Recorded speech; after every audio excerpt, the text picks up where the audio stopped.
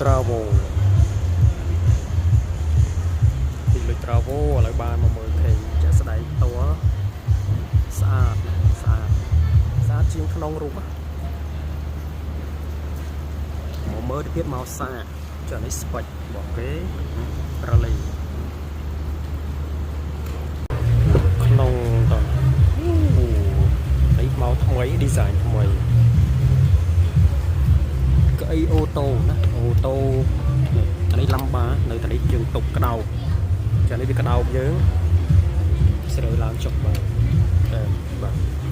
ចានេះកុងទ័រ digital ចកូតម៉ូដថ្មីរបស់ Toyota Family ហើយយើងដាក់ទឹកដាក់អីសងខាងមានសងខាងអេក្រង់ធំលេខប្រាំងដៃអូតូណាមាន hole ទៀតមាន hole ដៃលេខប្រភេទថ្មីដែរអានេះយើងកន្លែងដាក់ទឹកនៅកណ្ដាលកាពីតាណាយើងមាន2 high 4 low ហើយនេះpush ហើយ 4L អញ្ចឹង push នេះគឺយើងសម្រាប់ចុចខអូខេមាន wireless charger ទៅទៀតអែមខ្លះអូខេទៅចកធំស្អាតខាងក្រោយ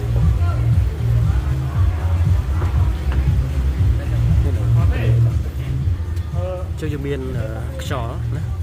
រុនខ្យល់ខាងក្រោយពូរលីហើយដោតភ្លើងចានេះយើងអាចទាញបត់បាយទីមកក្រោយចំកងប្រើទំហំប្រមាណទេ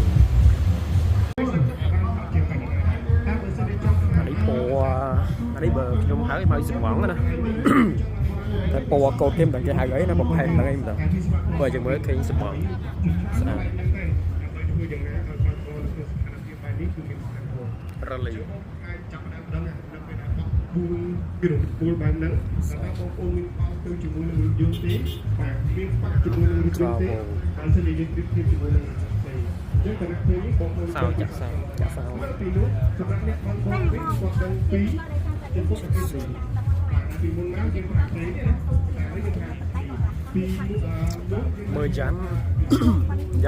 rally ហើយយ៉ាន់អលស្អាតជាង style នេះវា style bed lock បើយើងមើលចំណាយមើលអានេះស្អាតជាងយើងមើលគ្រឿងក្នុងរបស់ all edition នេះយើងថា 40000 ចឹងណាក្រុមហ៊ុនគេដាក់39ជាង all edition អានេះកណាត់ធម្មតាចកូតដូចគ្នាកុងទ័រទូច digital ប៉ុន្តែអេក្រង់វាទូចហើយ